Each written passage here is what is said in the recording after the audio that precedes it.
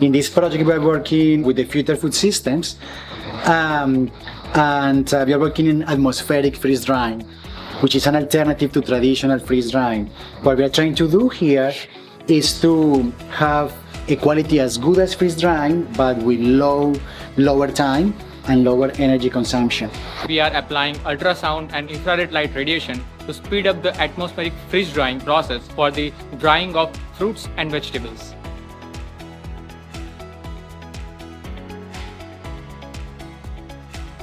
So currently we are drying apples, then we have planned to dry eggplants and carrots. And later on we will work with other products like garlic, different type of fruits, maybe some herbs.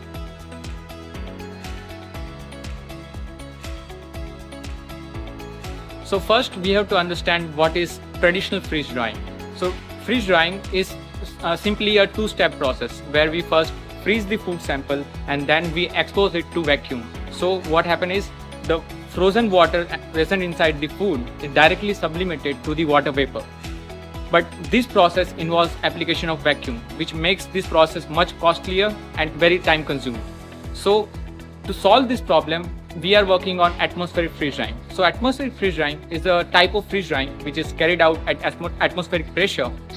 How this technology works is just we are blowing cold air, and as long as the cold air has a very low humidity, you can produce the drying. But the process is very slow.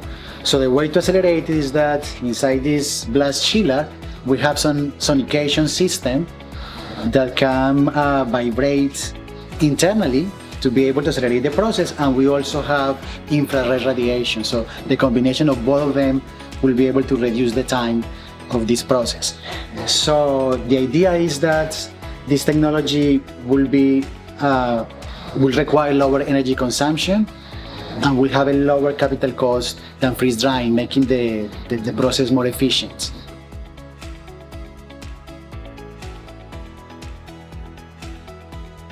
This is the nitrogen airflow controller. So with this, we are controlling the flow rate of the nitrogen, which is going inside our drying chamber.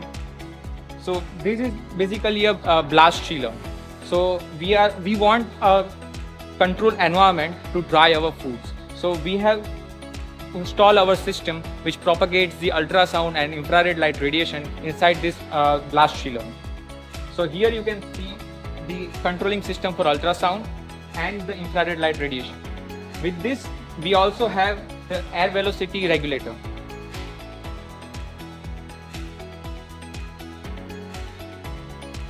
The benefits for the industry would be to have a technology that can produce dry foods with very high quality, very similar to freeze drying, and in a process that consumes less energy and has a lower capital cost. So it will make it more efficient.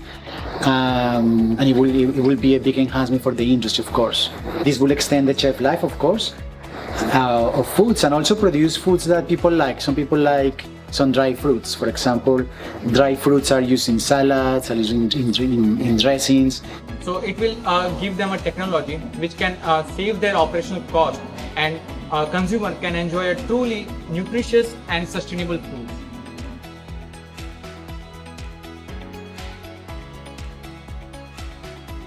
Collaboration is very important because you can get other scientists with knowledge that can support your own work, because you can get more funding as well when you are collaborating, and also because you can be in contact with the industry and realize what the industry really needs to be able to tailor your technologies to solve real problems for real situations and for the industry.